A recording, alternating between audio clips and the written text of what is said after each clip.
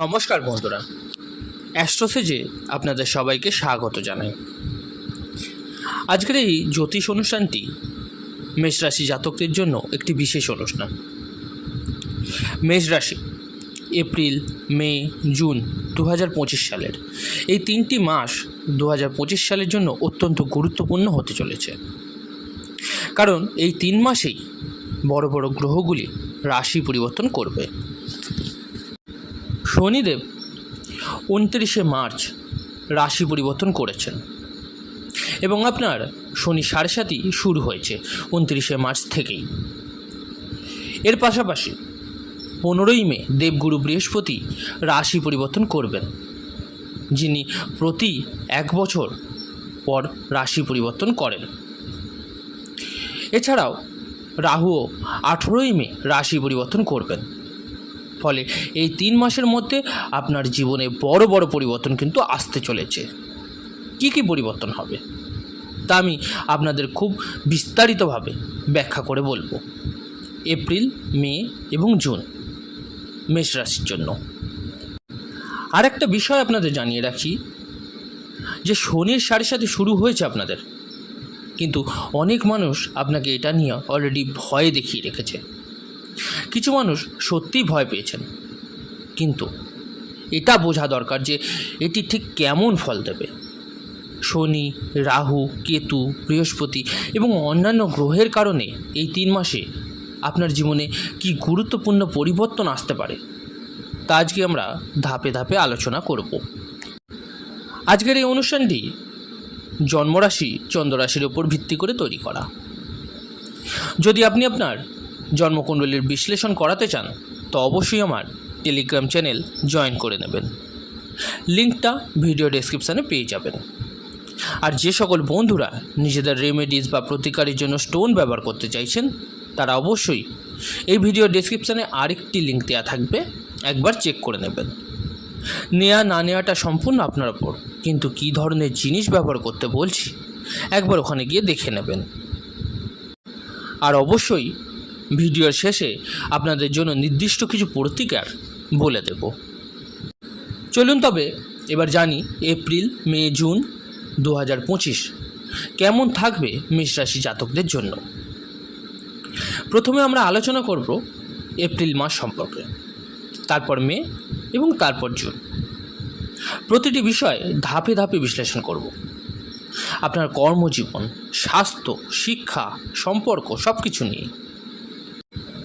আপনার রাশির অধিপতি মঙ্গল গ্রহ 3য় ভাবে অবস্থান করবে, 2য় ভাবে বৃহস্পতি থাকবে, 6ষ্ঠ ভাবে কেতু থাকবে। আপনার 12শ ভাবে 5টি গ্রহ থাকবে: রাহু, সূর্য, বুধ, শুক্র এবং শনি। 5ই এপ্রিল মঙ্গল কর্কট রাশিতে প্রবেশ করবে এবং মিথুন থেকে বের হয়ে 4র্থ ভাবে অবস্থান করবে। তারপর মে ও জুন মাসে মঙ্গল এই অবস্থানেই থাকবে। স্বাস্থ্য সম্পর্কিত যদি আলোচনা করি, এই 3 মাসে তেমন কোনো বড় সমস্যা দেখা যাচ্ছে না। বৃহস্পতি 3য় ভাবে প্রবেশ করবে, সূর্য উচ্চস্থানে অবস্থান করবে। তবে 15ই জুনের পর থেকে পেট এবং হজম সংক্রান্ত বিষয়ে আপনাকে কিন্তু সতর্ক থাকতে হবে। শিক্ষা সম্পর্কে বলতে গেলে 14ই এপ্রিলের আগে কোনো বড় সিদ্ধান্ত নেওয়া উচিত হবে না আপনার। তবে 14ই এপ্রিলের পর যখন সূর্য উচ্চস্থানে থাকবে তখন শিক্ষার্থীদের জন্য এটি একটি শুভ সময় হবে, বিশেষত যারা সরকারি চাকরির প্রস্তুতি নিচ্ছেন। 14ই এপ্রিল থেকে 15ই মে পর্যন্ত এই সময়টা অত্যন্ত শুভ যাবে, কারণ সূর্য তখন উচ্চস্থানে থাকবে এবং ভালো ফল দেবে। 15ই জুনের পর পড়াশোনা অথবা অন্যান্য কারণে ভ্রমণের সম্ভাবনা কিন্তু রয়েছে। ভালোবাসা এবং সম্পর্ক। মেষ রাশি জাতকদের জন্য এই 3 মাস সবচেয়ে বেশি গুরুত্বপূর্ণ বিষয় হলো ধৈর্য বজায় রাখা।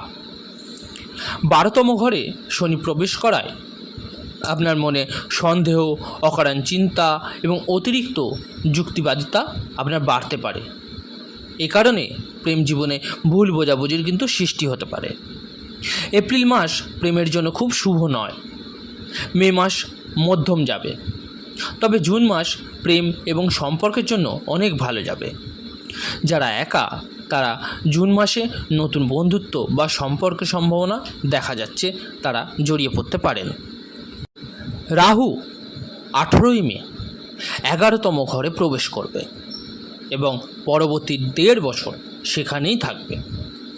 এটি আপনার আয়ের বৃদ্ধি করবে, আকস্মিক লাভ হতে পারে, আপনার কর্মক্ষেত্রে উন্নতির সম্ভাবনা তৈরি হবে।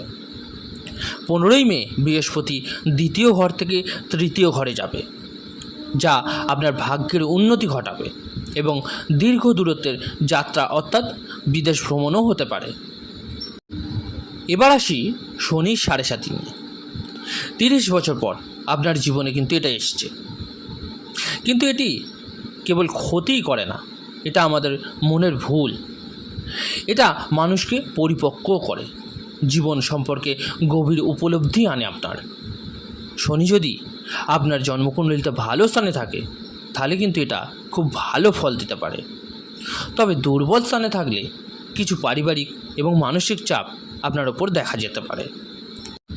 বিবাহিত জীবন এপ্রিল এবং মে মাসের প্রথম ভাগে কিছু ভুল বোঝাবুঝি তৈরি হতে পারে, কারণ শুক্র ও রাহু একসঙ্গে থাকবে। তবে মে মাসের দ্বিতীয়ার্ধে এবং জুন মাসে আপনার দাম্পত্য জীবন অনেক ভালো যাবে।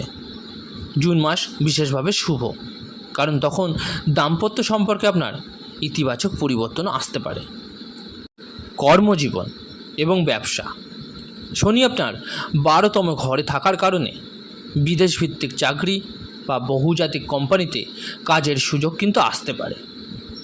যারা দীর্ঘদিন বিদেশে চাকরি করার পরিকল্পনা করছিলেন তাদের জন্য কিন্তু এটা শুভ সময় হতে পারে।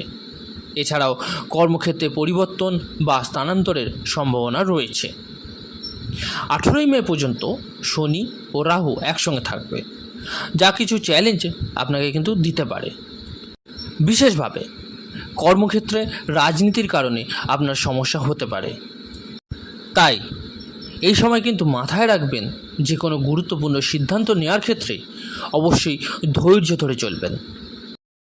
7ই মের পর আপনার ব্যবসায় বৃদ্ধি হতে দেখা যাবে। বিশেষত বুধ যখন প্রথম ঘরে প্রবেশ করবে তখন আপনার ব্যবসায়ী অনেক উন্নতির লক্ষণ আপনি দেখতে পাবেন। এবার আসুন কী কী প্রতিকার করবেন বলে দিই। প্রতিদিন অবশ্যই 108 বার ওং প্রাং প্রিং প্রং স শনিশ্বরায় নমঃ জপ করুন। প্রতিদিন হনুমান চল্লিশার পাঠ করুন। প্রতিদিন উদিত সূর্যকে জল অর্পণ করুন এবং প্রতিদিন 108 বার অবশ্যই ওম নমঃ শিবায় জপ করুন। তো বন্ধুরা, এই ছিল আজকের আলোচনাটি কেমন লাগলো জানাতে ভুলবেন না, অবশ্যই কমেন্ট করে। যদি ভালো লেগে থাকে লাইক ও শেয়ার করতে ভুলবেন না।